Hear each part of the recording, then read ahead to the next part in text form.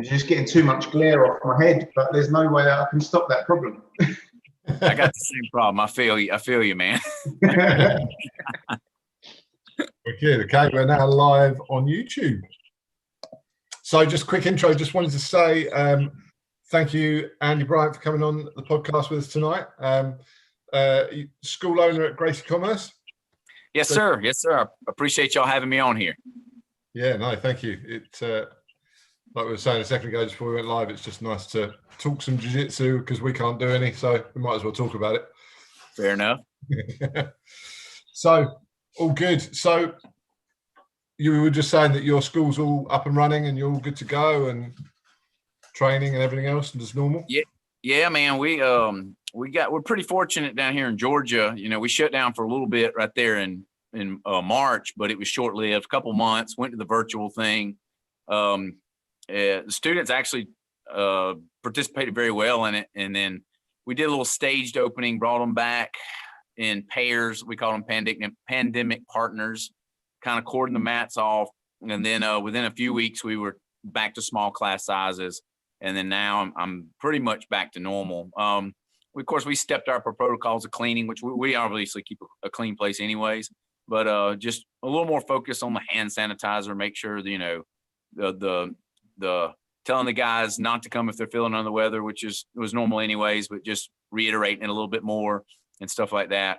We've been super fortunate. Had one student that come down with a case of COVID. Fortunately, he hadn't trained here in several days, but we had nobody else. He stayed away, got a negative test, come back. He's back to train. Actually, I'm awarding him a blue belt tomorrow. So, you know, we've been super, super fortunate. Generally have, 15 guys together, sometimes 20 on the mat. So that's pretty good. And that seems to be kind of the story of a lot of jiu-jitsu schools. I haven't heard many schools that are open that have had kind of too many cases or anything like that. So no, like I said, we haven't really had anything that's been a big major concern. So we've been blessed at that, and the timing wasn't best for us. We actually just opened our school at the end of 19. So it is what it is. My guys stay with me, and we actually started growing again. My phone was a little stagnant for a while, but all of a sudden I started doing some intros here and there, and then trickling in law enforcement. I had 4 police officers come in last week. So with now that we're doing the STAC program, I think we're getting some more traction with that. And so I'm starting to see a lot more law enforcement in school. I've got a lot of law enforcement anyways, but so yeah, we're just seeing a lot of guys a lot of traction coming back. We haven't been marketing any, other than just a little bit on social media, simply because I haven't wanted to try to create an influx of new people. Yeah. But we're still having, word of mouth and still having growth, which is a good thing. Yeah, it's good if you can get it without having to do too much marketing stuff on top. Then you've got that in your sort of back pocket, haven't you, for when you need to.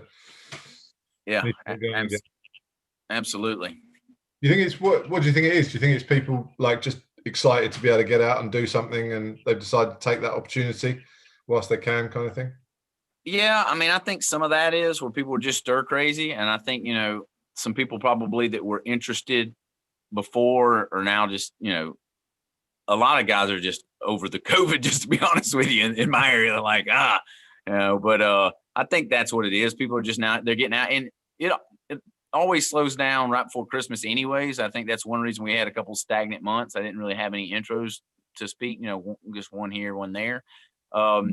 But it's weird that it's picked up right here before Christmas. Normally you don't see that till after the first of the year, so I think that's it. I think people are just a little stir crazy and ready to get out and do something. I think the usual seasons are all over the place at the moment. We were talking to the guy we get our equipment from yesterday, and he was saying his December is like a normal November, and he's like all the months are all over the place. You just can't forecast it or compare it to anything else. Yeah, I mean, in the States, I'm not sure it's different over where you're at, but it's kind of a weird thing. I own an electrical business also. That's my primary means of income. I've owned I've ran it since 2007. We've been open since 1961. It's a family business, and we're covered up. I've got more than I can do. I don't answer my phone for half my phone calls. So we've got guys here that are just really swamped with just different facets of work. And the other side of the spectrum is people are sitting at home and there's really nothing in the middle. It's kind of strange. Yeah. I think that's a bit similar here, right?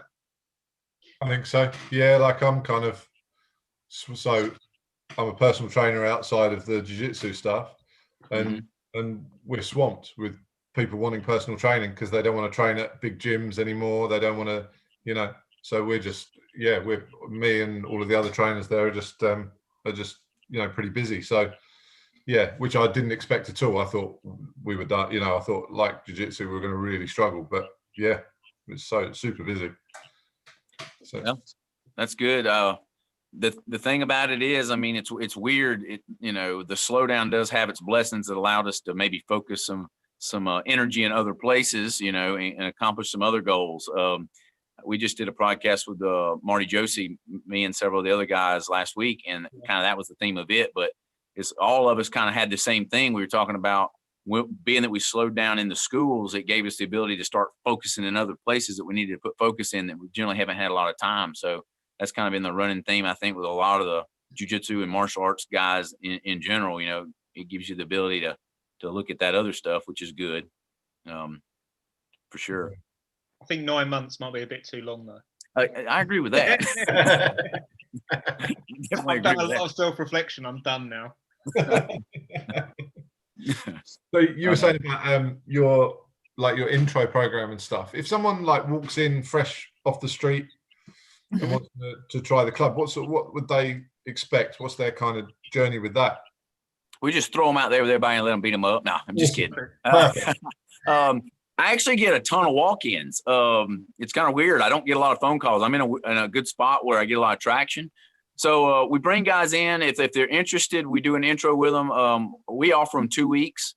And what I do is I've got a class time set aside at Tuesdays at 6, and I'll book these intros in for that time. So I might have one, or sometimes I might have 3 or 4 guys, and I bring in 1 or 2 of my other instructors to pair them up with.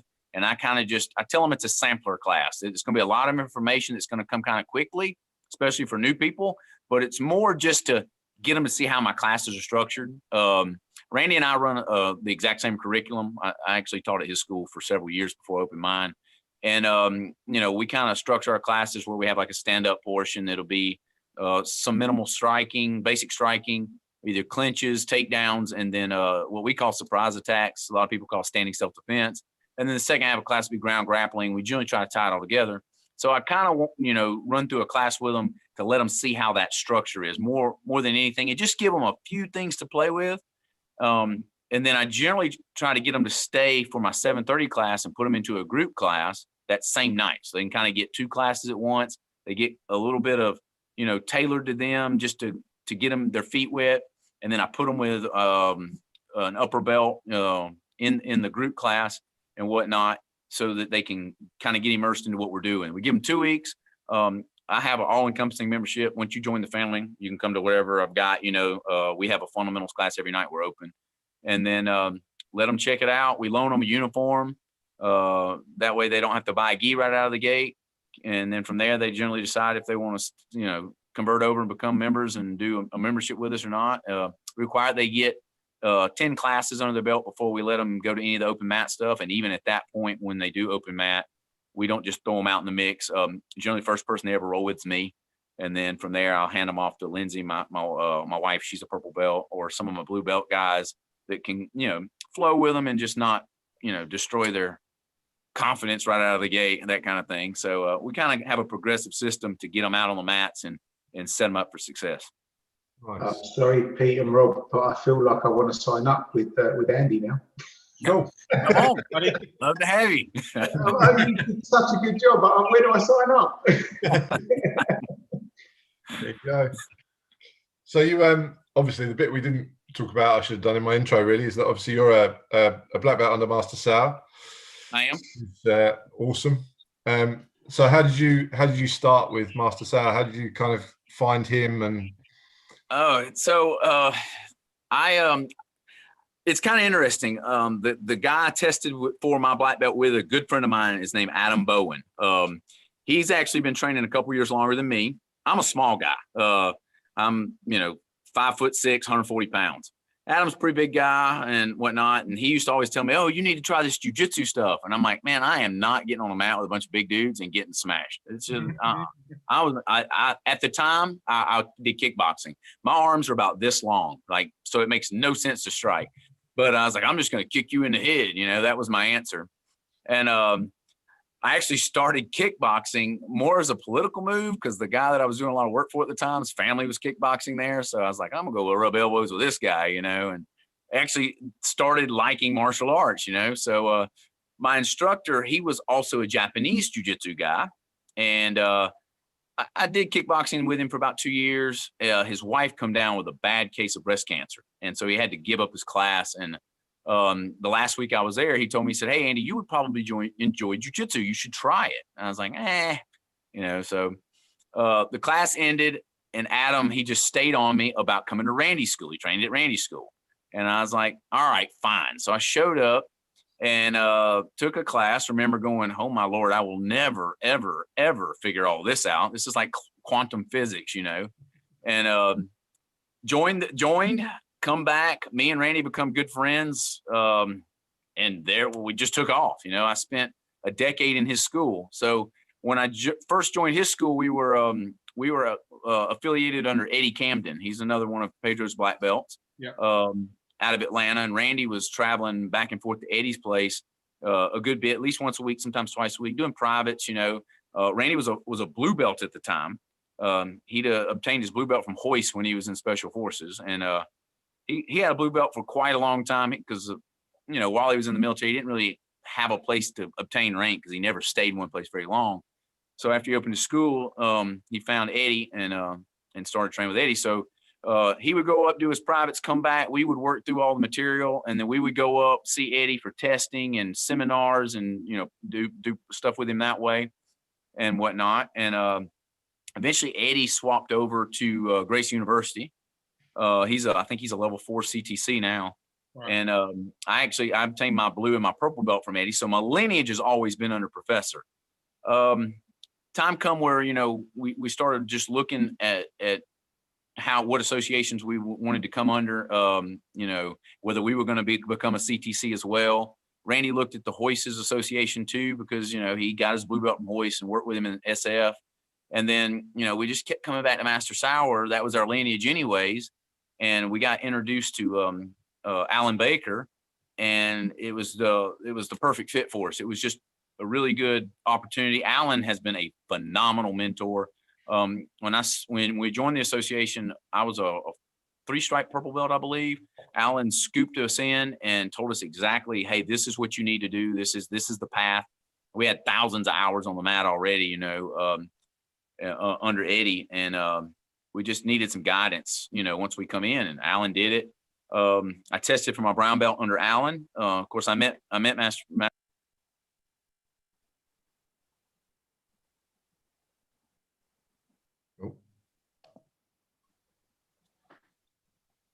I need to turn my do not disturb on my phone, but sorry guys. As soon as we joined the association, met Master Sauer, and then from there, you know, I trained with him as much as I possibly could. And Alan gave us the path as a great mentor, and the rest is history. I'm actually becoming more and more involved with the association now. I've been deeply involved since we started. Anytime I get a chance, if professor's within driving distance, I go and whatnot. And now I'm working a good bit with Mark, helping him on the instructor side of things, the instructor programs and all that stuff. We're trying to develop a lot of new stuff now coming out in 2021. So how long have you been training jiu-jitsu? Let's see, 13 years, I believe. Yeah. I was a mat rat when I started with Randy. There was I can't remember the exact number, but there was a time where I hit like almost 300 consecutive classes in his school. I never missed a class. I was always there, you know. So I don't have any idea how many hours I actually have on the mat. We didn't really keep up with it very good in the beginning, you know, but so yeah. Where did that come from, Andy? Why did you not want to miss a class? You know, what was the drive? I am a very goal-oriented person. When I make my mind up, I'm going to do something, I'm going to do it. I knew the minute I walked in or walked out of Randy's school for the first time, I said, well, I'm gonna get my black belt, period. End of discussion. You know, there was none of this, you know, I'll do a year. I mean, that's just how I am. Once I put my mind to something, I'm in there for the long haul. So got the black belt, and then, you know, that's what led me down the path to the school. I'm kind of overachiever a little bit. You know, after I got my black belt, I'd already been teaching for Randy up at his school for like 6 years. And so I was like, this is cool. Woke up one morning and told Lindsay, said, let's open a school. And I thought she was going to think I was crazy, but she jumped on board. So, you know, last year we ripped into a place, opened a school. And then now I'm like, all right, now I got a school, got my team built. I think I want to get more involved with the association, you know? So one thing leads to another. That's brilliant. Nice. I mean, people obviously hit their, you know, different, you know, roadblocks along the way and different things that cause them to wonder whether or not they can carry on with jiu-jitsu. But did you ever have any of those moments where you know, where you doubted whether you'd get there or not? Oh, absolutely.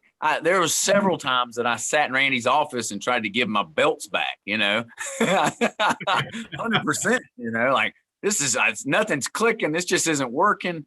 And, you know, I think that's part of the journey. I always tell the guys, and Randy used to tell me, you know, you hit those plateaus and everybody starts thinking that, this just ain't going to work for me. That's really, you know, when you're fixing to take your next leap. And sometimes it's not even a plateau. Sometimes it's a downward, you know, dip in what you're doing. But really, if you'll just hold on and just trust the process, you know, then you're fixing to see another skyrocket in your ability within your training and what you do. It's lovely for people to hear you say that as well, because, you know, I often say that to people, but I think it makes so much more sense coming from somebody that's been doing it for so much longer. And yeah, but it's that trust the process. But it's the process that you can't see. You can't. You know, it takes a while to even understand or even trust that there is a process. It's yes, yeah, it's hard. It's hard. Yeah. Absolutely, it is for sure. Yeah. And we try and tell the guys that, like, they're like, so how long have you guys been training? And we'll tell them, and they'll be like, okay, so I've been training, and then we're like, yeah, but it's easier for you because we've got the process set up. Whereas for us, it was just us, you know, us three, you know. So it's even like that in my academy, you know, because when I open the doors, I filled this sucker up with white belts, you know, and I had white belts training with white belts. And it was like, oh my Lord, it was a madhouse. So now I tell them all the time, I'm like, guys, you cut the path through the jungle. The guys coming behind you now in the school have got it made, you know, because one of the things Randy did when he set up how we structure our classes is, you know, a lot of schools have like a fundamentals and they'll have an open rank. We have our fundamentals is our open rank. And then we have, you know, blue belt and above. But we require all our blue belts to come back to a certain amount of fundamentals classes to obtain their next rank. So they have to come back. And the reason they make them come back is A, they need to, they always can get more detail, but B, I generally try to never partner same rank people together. I want my blue belts, I want my highest ranking guy to be partnered with my lowest ranking guy. That way, when I'm out on the mat and I'm bouncing around and I'm tweaking, you know, they're almost getting a little private lesson, you know, while they're training. And you know, the process it just works very well. Yeah, we've kind of going through those as well. When we get back through those growing pains, and we've got a selection of good blue belts now, and yeah, trying to get them. To be fair, we've been really lucky. All our blue belts all turn up to the fundamentals program all the time. They want hours. What's that? They want hours. Yeah, they want their hours. Yeah. Yeah, but you know, the hardest thing for people to realize in the beginning is hours don't always equate rank, you know. No. I mean, Master Sauer's minimum is 100 hours from white to blue. I've got a young man now, he'll be 16 in just a couple weeks. So he's teetering on his blue belt. He's been with me over a year. He's got 175 class hours right now, not including his open match, you know. So you can't really look at the hours. You got to look at the hours plus the, you know, just the content of the knowledge. You know, some people take a little longer to get it than others. Some people get it faster, you know, and that's one thing that's, you know, for me, I I love jujitsu. I don't have the jujitsu brain that one of my training partners did. I had a guy I trained with for 10 years, and he can put it together in his brain just better than I can, you know. And you have those phenoms, and you have, you know, kind of middle of the road guys. You got other guys that struggle a little bit to pick it up, but they eventually will. So, you know, hours are important, but most important is just, you know, just getting in the grind and loving what you do, more or less. Making it reflex rather than, oh, what do I do now? Yeah. I tell all my guys too, you know, jujitsu is a principle-based art, right? But you can't teach a brand new white belt principles of how mechanics of the body works. It's impossible. So, you know, we use these fundamental techniques as a vehicle to get them to start to understand how to move their body and you know, learn principle. And from there, you know, my blue belts, purple belts, browns, that's when I actually start working on with them for, you know, to quit operating out of memorization of technique and looking in the Rolodex, but, you know, understanding how to move their body based on the principle of jujitsu, and technique is derived from that. Alan has a phenomenal series, Living Mechanics. It's kind of based all on that concept. You can literally go to one of his seminars and he might teach a technique in that hour, or he may not even get to it because it's all mechanics of the body and it has nothing to do with actual technique until the end. He's like, oh, there's the technique right at the end of it. So it's kind of an amazing thing if you've never had a chance to train with that guy. Yeah, that's definitely someone, because weirdly, randomly, he was kind of who got us involved with the association and with Master Sauer. Nice. Way back when, because he was doing the, Rob will correct me if I get it wrong, he was doing the training with the Masters seminar a long time ago, like 9 years ago.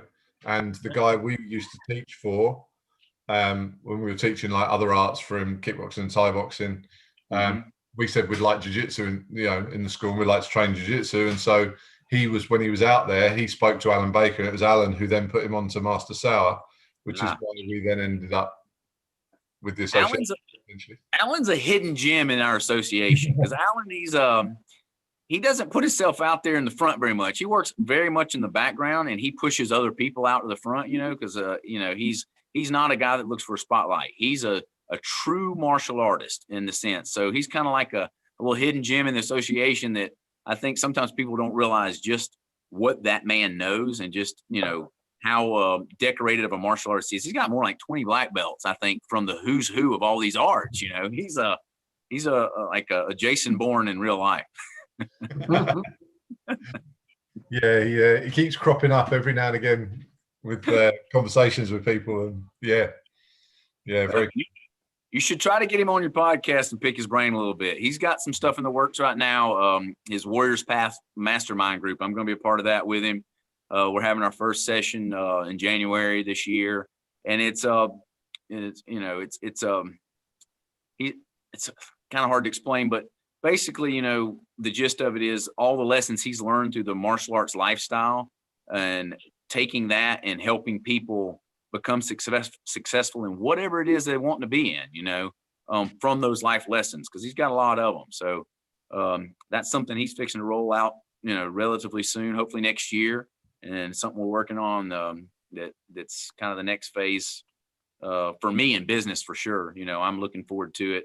Like I said, I have a successful electrical business, but the martial arts world's a different business. So, you know, I'm looking forward to getting his insight on all that stuff and what he's learned to help grow what we're doing here. What do you think, like jumping back a little bit almost, you were saying about obviously the mechanics and everything like that, and teaching that once people have got past that kind of white belt stage and they can learn it and absorb it. How do you sort of distill down and get across kind of Master Sauer's mechanics, which are quite unique in a way, aren't they? Sometimes some of the things he does are you recognize his jiu-jitsu, even if I didn't know, you know, again, and I'm only a purple belt, but if I see someone training, you can kind of go, that's a Master Sauer black belt. How do you distill that down and get that across to other people? Because I find that quite hard sometimes.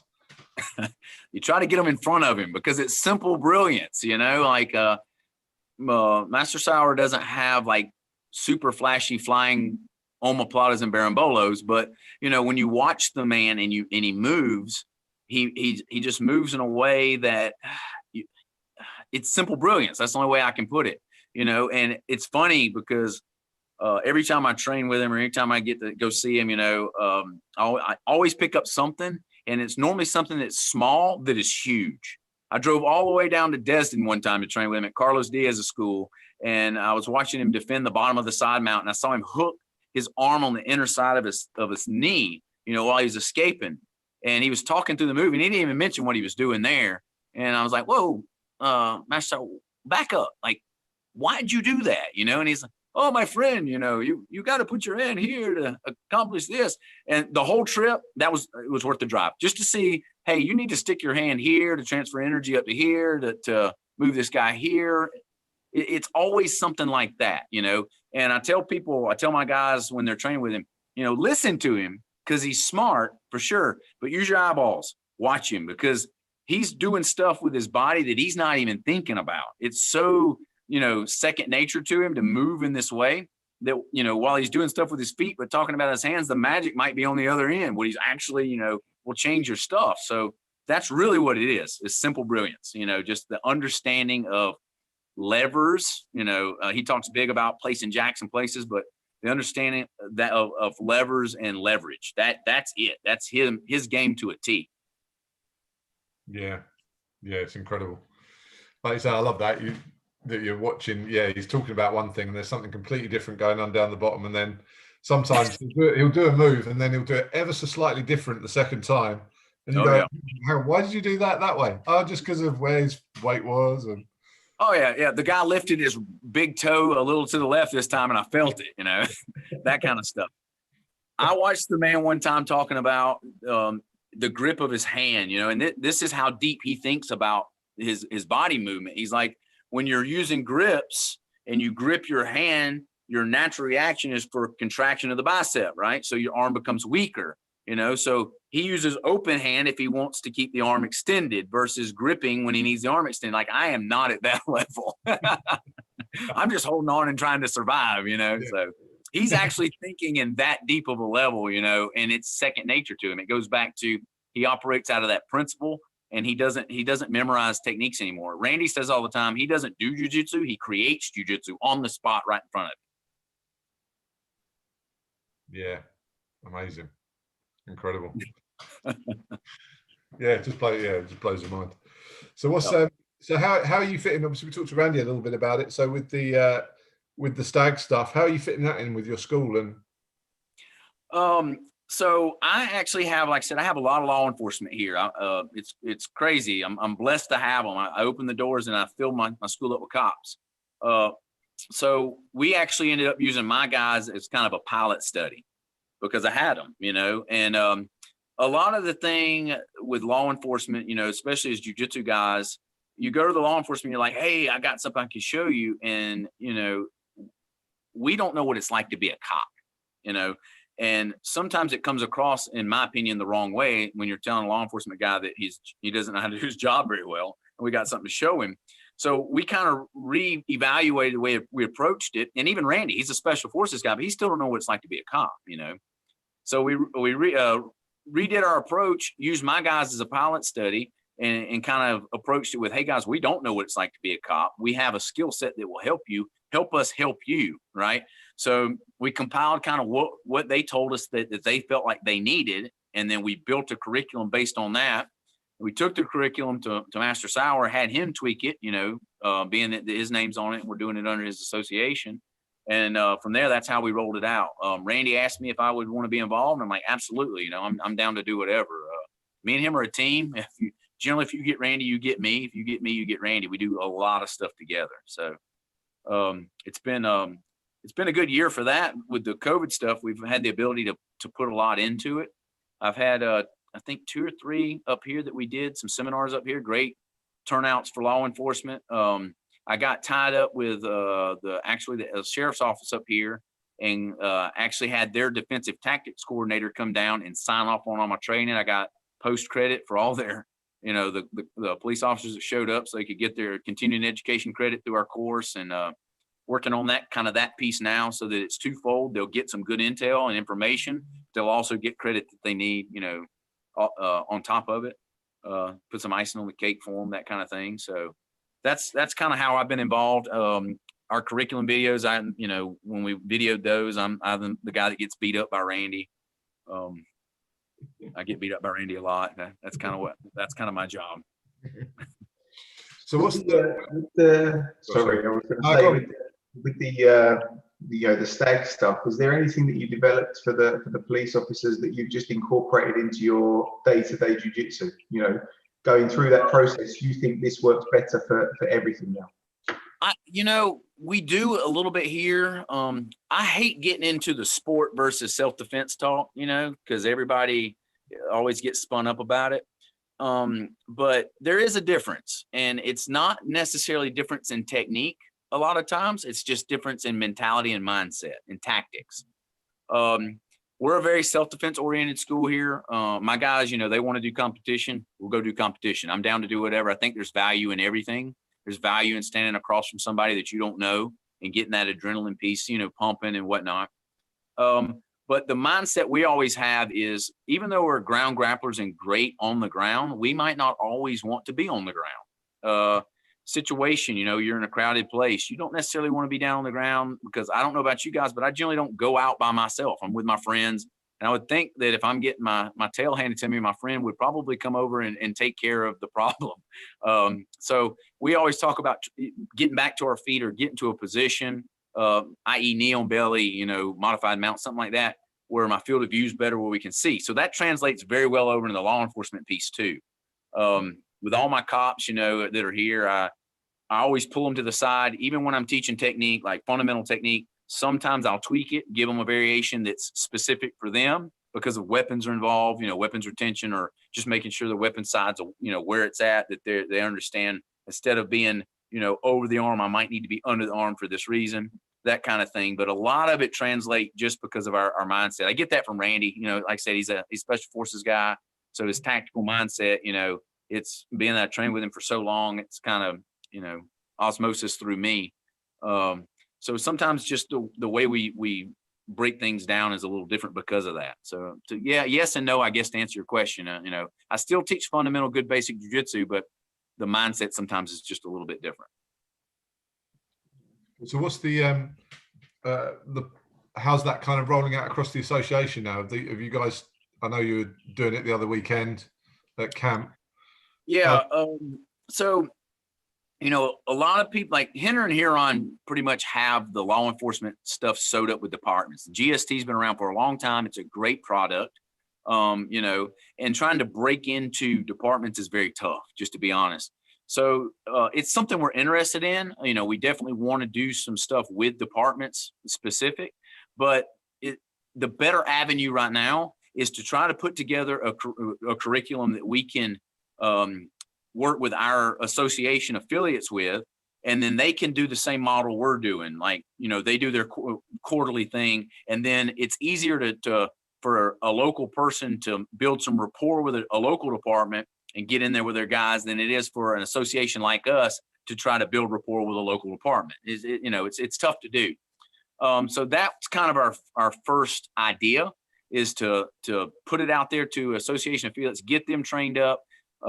We have, an option where you can get certified to teach the lead course, which is part of STAG. STAG is overall encompassing. It's Sauer Tactical Advisor Group. It's going to be many legs before it's over. There'll be a military section, law enforcement, and civilian. We're focused on law enforcement now. And then the first program under the law enforcement leg is LEAD, which is law enforcement, aggression, and de-escalation. So we'll get you certified in that course. And what that course is a 4-hour, takes about it's a 10-hour course to certify you in a 4-hour course. So now you have the ability to take our curriculum, do a 4-hour continuing ed basis thing for a local department, and then trying to get them to do the same thing, get kind of a relationship built with a DT instructor that can sign off on it and have that twofold process. The idea is, if you can build rapport with the local department, is to drive guys from that area into your school into regular classes. So that's kind of what we're working on now. And our certification's 10 hours long. It's about 6 hours of working on technique, and then about 4 hours on presentation. Because remember, the mindset's a little different. We get jiu-jitsu guys that, are always on the ground, want to be on the ground. We got to kind of retrain their thinking for this specific thing we're trying to do. So that's kind of what we're doing now. And then, eventually we want to try to take it out of that and go straight into departments. We have Chad Pittman. He's one of our guys in the association. I don't know if you know Chad. Yep. He's an OG with Pedro. I think he's a 3-stripe black belt. And currently he travels around for the military, and they pay him to go in and train law enforcement. So, we might have an end to work with Chad on some of that stuff in the future once we develop this on out a little bit more. But right now our focus is association specific, affiliates. So are you running them? Are they sort of running through camps and things like that? The accreditation for the association guys to get trained in that? Yeah, we've got one coming up in mid-April. We're working on it now. Our spring camp this year is going to be in Atlanta, at Allen School, actually. Date should be released, I think, right after the first of the year. I think him and Mark Kukro are nailing all that down as we speak. Me and Randy are going to be doing a STAG session there. I think it's on a Thursday, and then and whatnot. So that's kind of our first thing. And we're always willing to go somewhere. If somebody wanted to bring us in, me and Randy will travel. Other options, people can come to us. Either way, we're pretty open to whatever. Obviously the camps is the easiest place to do it because we're going to have the most people that are coming together at once. But we don't want to get too many people at one time anyways, because that is a little detrimental to what we're trying to do. We try to keep it smaller, 15, 20 guys the most to be what we would want, maybe 30.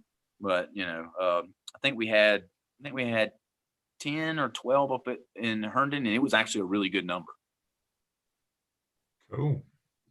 Sounds good.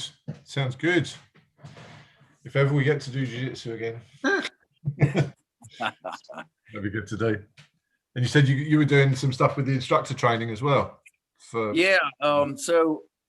we had Professor come to Georgia. We were actually his first seminar out of the quarantine lockdown stuff here in the States. And I've spent a lot of time with Professor in seminars and training and following him around, but I didn't really know him on a personal level, And so it was kind of important to me after the school. I wanted him to come to my school and train with the guys here. And I also wanted to be able to spend some time with him outside the school. My wife, she bought us a lake house a couple of years ago. And so I invited him down for an extended weekend and invited Miss Ann, his wife, to come as well. So we got to spend some time with him at the lake, off the mat, and chit-chatting and talking and whatnot. And me and Randy had some ideas that we thought would benefit the association. And he put me in touch with Mark Kukro. I remember I was driving him back to the airport, and he's like, you need to call Mark. I'm like, all right, I'll call him, So literally I was on the phone with Mark. Like, I was waving Professor by to get on the plane. I'm calling Mark, And since then, I have been back and forth to Charlotte a good bit. I talked to Mark a lot, working with him on the instructor piece. I went up with him. He did one in Charlotte last month or the month before. We went up, observed it, watched with him, and helped a little bit here and there. And then we come back and started tweaking on it with him, putting some ideas. Randy has a 10-week instructor course that we do internally. So we took some of that stuff out and sent it over to Mark to look at, see if he would be interested in implementing it. And he was open to it. And I actually wrote up some of the practical exercises that we're going to be using in the next one and submitted it to him. And he tweaked it out and putting it in there. So I'm interested in doing that piece. Very, very interested in that, actually. And I'm also interested in helping guys, especially non-black belt schools. I got a big place in my heart for it. I oversee the guys down in Chattanooga. I started taking care of them about 6 months ago, just promoted one of them to brown belt, or Alan did. Alan went down there for a seminar, and so I had him come up and got him ready and had him test him and promote one of them to brown belt. And I like doing that mentor piece. I'm a people person, so I like to talk and like to communicate back and forth. So I've got a lot of interest in that as well. That's cool. Yeah. It's good to have that sort of training around and get that going. That'll be exciting. It sounds like it's, from what we've heard, obviously we've spoken to Randy, we spoke to him the other night just about the association and stuff. So it sounds exciting for 2021 and all the new stuff that's coming in and everyone on board doing loads of stuff to make it better, Yeah, we're wanting to implement some more business stuff too. You know, that's what we found is we had the call list split up. Hannah's calling most of the guys, and I took a few, and Randy took a few just to get a little bit off of her plate. But that's what we found. There's a lot of guys just want some business advice too, and we've got some phenomenal jiu-jitsu guys in the association. We got some phenomenal business guys too, you know, and so trying to just tap some of those other resources within our pool, and you know, help as many people as we can help to grow, you know, the association. But more importantly, I think we need to grow it from within. It'd be nice to get bigger. We've got 158 schools now, but you know, I want to see everybody that's already a piece of what we have grow together and just make it better. And then from there, we'll grow, you know, outside of it as well. But I think the focus right now is to just help everybody within become better business people and whatnot. So that's a big part of what we're trying to do now is just up the communication and try to tighten the web a little bit. Cool. Nice. So have you got kids program at your place, and what's that like? Have you got? I don't actually. I've never really taught kids a lot, to be honest. I've always done adults. We were going to launch a kids program last year. We were, you know, most of the guys would say, "Oh, you need to launch it in August where it'll explode." I'm going, "Oh no, I need to launch it in the summer where I can get just a trickle, you know, so I can get this under me." But I've got a guy that's my right-hand man that runs my front desk and whatnot. I've known him for 20 plus years. Great guy. He loves kids. He's got grown youngins and grand youngins. He also trained with Eddie back in the day, some with us, or, you know, got his blue belt from Eddie, and he had a little bit of a hiatus through jiu-jitsu, but he's back. He's on the mat, behind the front desk with me every night. So he's actually going to head up my kids program. With Corona, we decided to wait, obviously. And then he actually had to have back surgery. So he's had it and he's on the recovery now.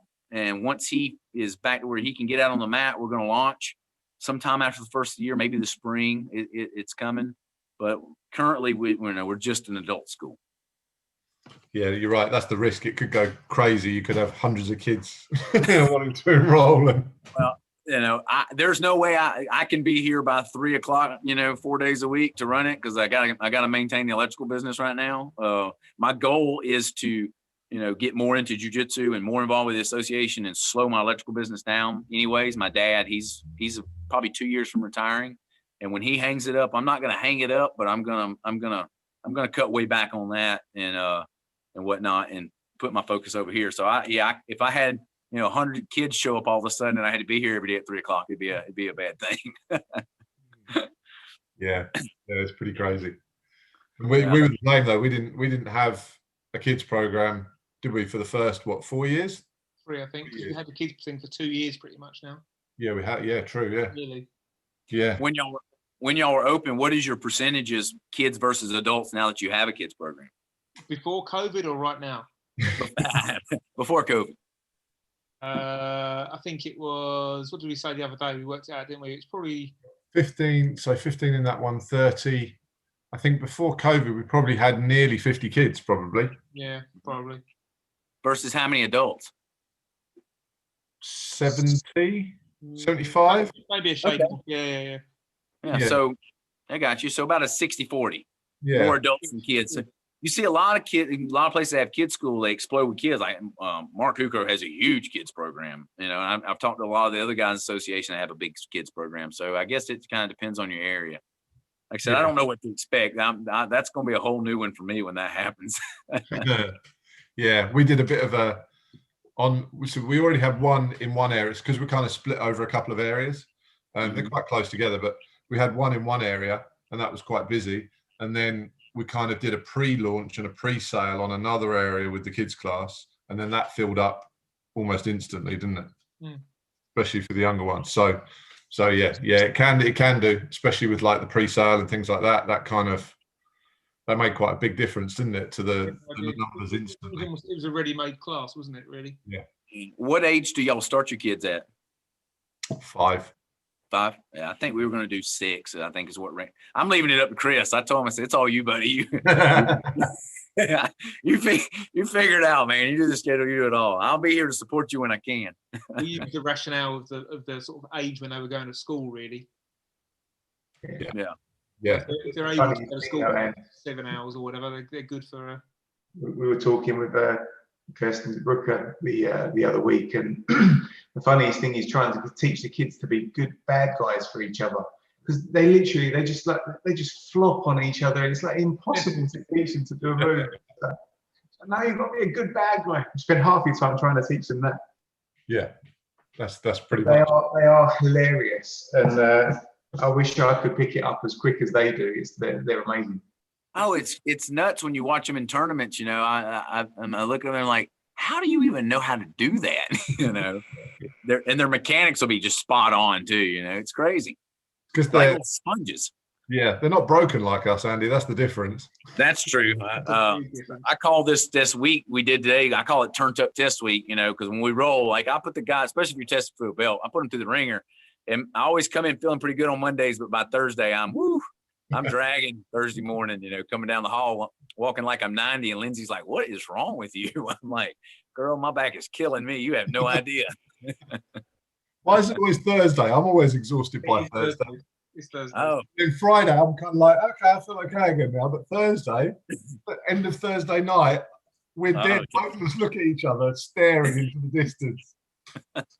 absolutely. Everybody wants a piece. That's what it is. Yeah, and it's Thursday night. Everyone wants to come after us. Yeah. Yep. Well, the darker your belt gets, the worse that's going to get too. I promise you that. Making notes. Get Pete on a Thursday. Get Pete on a Thursday. Yeah. On a Thursday, I'll just lie down. You can just come and get me. I got some Thursday.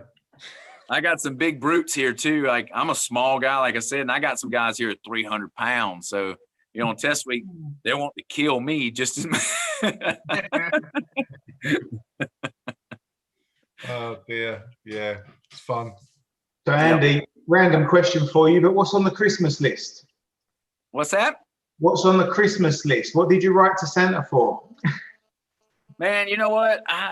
I don't really need anything right now. Lindsay asked me the same thing, and I'm like, babe, I'm good. I don't really need anything. Let's just get together and eat dinner or something, you know. But I don't really need anything. I don't really have anything on my Christmas list. She hates that because now she's out shopping for me without any idea. I bought her a sink, so she said she wanted.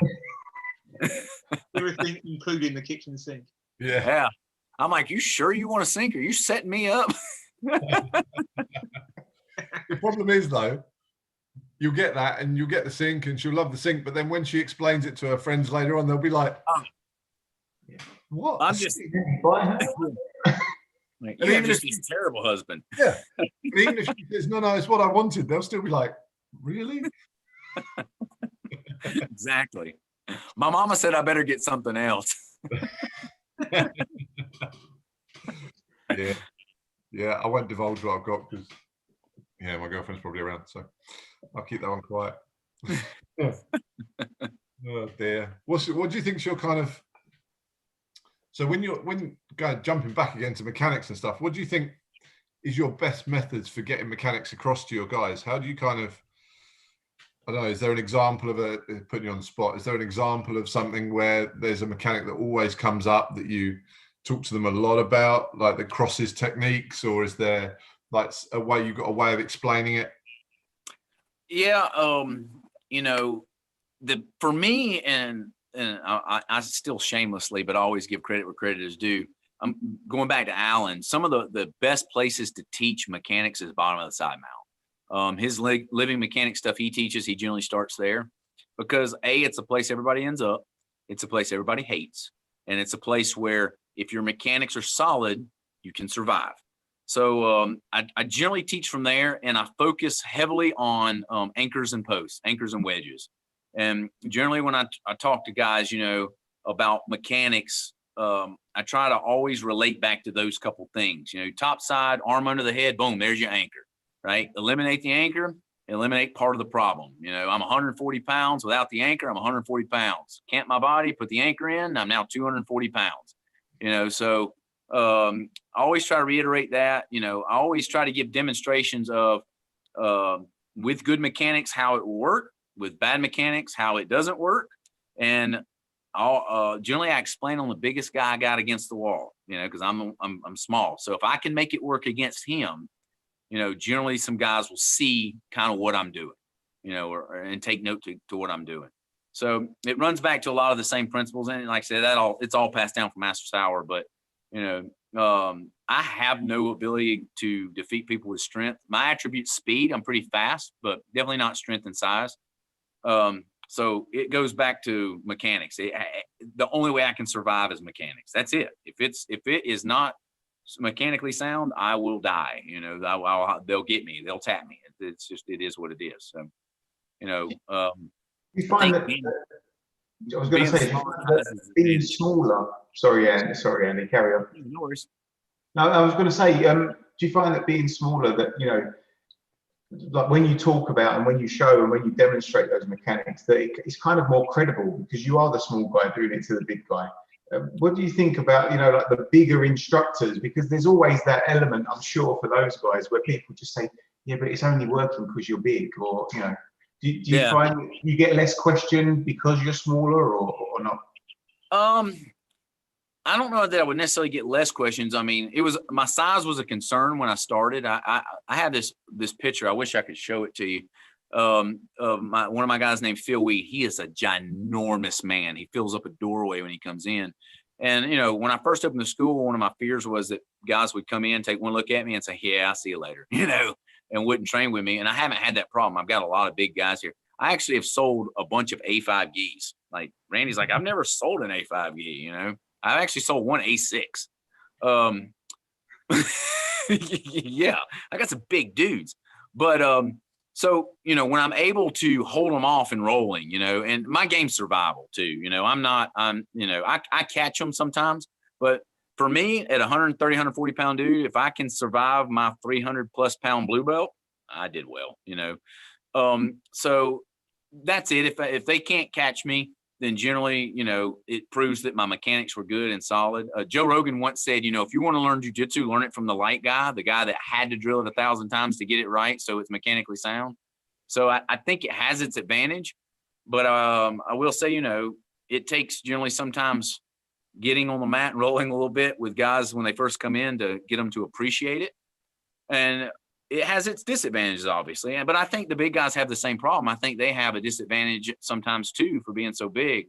One of the things that my guys tell me is that I'm slippery, is what Pedro calls it, because it's very tough for those guys to close the space down around me because I'm so small and they're so big.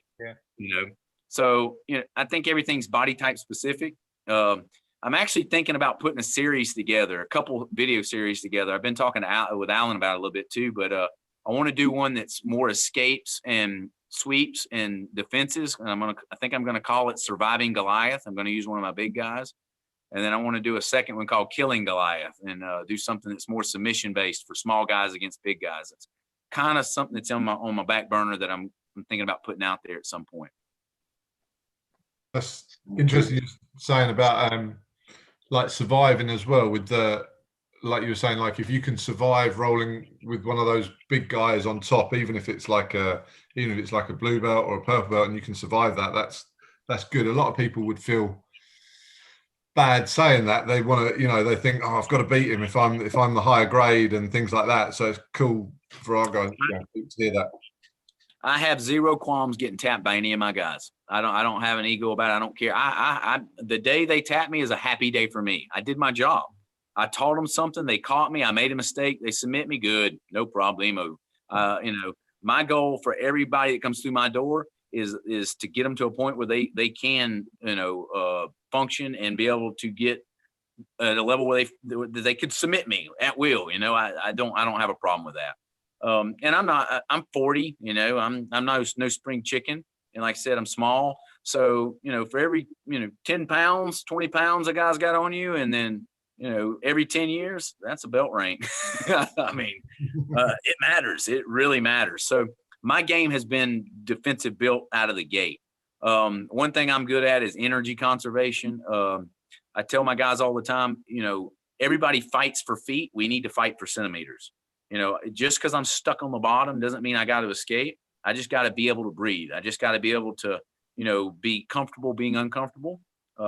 Something Master Sauer has said before. And if I can get to there and not be dying, time's on my side. And that's kind of the key. So that's my game is, even all the way to now, is still very defensive. I always think of jiu-jitsu players as kind of like hunters and trappers. The hunter, Randy's a hunter. Like when I'm rolling Randy, I see that submission coming all the way across the room, and I just can't stop it. His mechanics are solid, and he's going to get it. And I'm more. Oh, we lost him. Guys, Okay. thing off. When I catch you, you didn't see it. So, and I think that comes from my defensive game, where I worry about defense more than anything. And then when I see something open up, I'll take it and run with it. And if I don't, and I can roll and do the whole roll and not get submitted, fine. We don't run a time clock here too. Sometimes I may let the guys go 30 minutes and never stop them. So Eddie Camden once told me the #1 rule in jiu-jitsu is never get tired, because you never know how long the fight's going to be. So you should have good mechanics, not work off your attributes, and be able to fight as long as it takes. I like that. Yeah. I'm a defensive jiu-jitsu. I just want to get better at not getting submitted. So just the longer the rolls, the better. The more frustrating I am for everybody else, the better. I think I get along a lot well with you, Andy. I think, although our roles together might be really boring if it's just both laying there trying to survive, next to each other. Well, somebody's got to do something eventually, Yeah, someone will turn the light off and go home. Yeah, I think my last tournament I ever did was a submission only tournament, and I was rolling with a guy, and we had a 45-minute match, and it got to the point where my training partner that I've trained with for years, he was on the sideline, and he quit even watching. He was like fooling around on Facebook, and I would holler at him, hey Bo, should I do something stupid? And he's like, holler back, no, don't do nothing stupid. Guy finally caught me rear naked choke, but we were having a conversation while we were rolling. It was hilarious. They actually started another match to the side because we just kept going. But that's it for me, man. You got to be able to, because you got to be able to survive as long as it takes. Because if you're gonna build a good game off mechanics, you don't have to worry about your stamina necessarily if you can survive. And just don't get tired, man. Don't get tired. Wear them down, and eventually they'll make that mistake, and then the aha moment comes. So that's kind of my game. Do you think your guys pick that up, or do you kind of talk to them about kind of those different styles? You got that survival, and then you got the guys that are hunting, and we actually, we talk about it some. I talk jiu-jitsu with my guys all the time. Is that most of them come in 30 minutes early and sit out on the mat. And we run our mouths. But I've got some that are hunters here. That they're going after it. They know what they want, and they're steadily looking for it. So, and I think people just got to develop their own game. I reference. I'm in construction, so I reference building a house a lot. The foundation is all the same. We lay the foundation the same, but everybody's house looks different. You build the house however you want it on top of it. So it's not up to me to tell you how your game should be or if it's right or wrong, and you build it based on your style and what's comfortable with you. The one thing I do push to the guys all the time is to not rely on their attributes. I tell my big guys that come in, you're strong, you got big muscles, take that, put it in your back pocket, forget about it. Learn mechanics. If you build your game on mechanics, you can train into your 90s like Grandmaster Helio Gracie did. If you build your game on attributes, you're going to be done in 10 years. You can take those attributes out in real life and inject them into the fight whenever you want to. That's the nitrous oxide button on the car. The car don't run on nitrous, it runs on fuel, right? And we drop nitrous in it when we need to. In here, in the lab, we don't need it. Out there, well, maybe that's where we add that power, or we add that strength, or we add that speed, but our mechanics, our foundation have got to be solid no matter what. I like that. Nice analogy. When we're back on the mat, we can use that one. I know. Feel free. Like I said, I still shamelessly, I just always give credit where we always try and give credit. Yeah. Yeah, absolutely. You know what, as well? Sorry, hang on, my door's just flown open. That's like fundamental across the association. Like everybody we've spoken to, you know, there's not on and off camera. There's not one person that doesn't, you know, that isn't really good at giving credit as to where they got everything from, where they learned it, where they saw it, and that's kind of rare with martial arts. Sometimes you don't see that a lot. It's like they invented it. Oh no, they, you know. Well, man, there's so much jujitsu out there now. Like coming up with something new is almost impossible. And we have in our association, we have some you know, big rock stars. We really do, you know, of guys that are just phenomenal at what they do. And so I try to pick those guys' brains whenever I can. And you know, like I said, I'm a firm believer in giving credit. I actually have a sweep I teach. I call it the Mike Diaz armpit sweep. I don't even know what it's called, but in my school, that's the name of it, you know. And I saw it at a seminar Mike taught one time, you know, and to this day I teach the Mike Diaz armpit sweep, you know. It gives credibility to those guys, you know. It puts them up as they should, you know, that especially the OGs. They were out there way before me, you know, so, you know, giving them their credit, they deserve it. They're the part of the reason we're able, they cut the path for us, you know. That's what they've done. So yeah, we've got a load of techniques that we've named after people that have showed it to us, and we kind of got that from our friend Haldo, and he kind of calls it either the Dave Porter guard break, or he calls it, you know, whatever, and we've done the same. Yeah, whoever showed it to us, that's whose sweep it is, or whose. And then everyone knows what we're talking about then. Yep. Love it. Cool. Right, well, we'll probably start wrapping up. All right, man. Thank you so much for coming on. Well, I really enjoyed it. It was a nice chat with you guys, man. Anytime you need anything from me, don't hesitate to call me. You can Google my school. My school number rings my cell phone. So especially association stuff. If you got anything, any questions, you need anything, let me know. I spoke with some of the guys across the pond over in your way, over in Norway and whatnot. Yeah, Randy had y'all on his call list, and I had some of those guys. So, but if you run across any needs, man, don't hesitate to let me know. And if I can't get them answered, if I don't have an answer, I'll get you an answer. You know, I'll get it up the ladder or wherever it's got to go for sure. You know, within the association, that's our next piece, is to increase communication between everybody. So, yeah, no, looking forward to that, definitely. And getting together when we're allowed to travel and stuff like that. That'd be awesome. Yep. Is there anything you want to kind of promote your school and talk about where people can find the school? And yeah, so the school is Gracie Jiu Jitsu Commerce. We're in Commerce, Georgia, which is kind of the northeast side of Georgia. We're in not too far out of Atlanta, kind of maybe an hour from Atlanta up the north. And if anybody's ever in my area, my school is open to anybody, anytime, any lineage, any association. I'll let guys come in and train. You know, we got a great family atmosphere, great team here, laid back, and I love to just share jiu-jitsu with anybody that wants to come through the door. Hopefully you guys can cross the pond sometime. I get to see you. I need to cross the pond and come to y'all whenever all this stuff's over. Yeah, definitely. We've got the world's biggest road trip planned for when we're allowed to the world's biggest road trip for us three. So yeah, we've got to figure that out as soon as we're allowed to do something. Nice. That's awesome.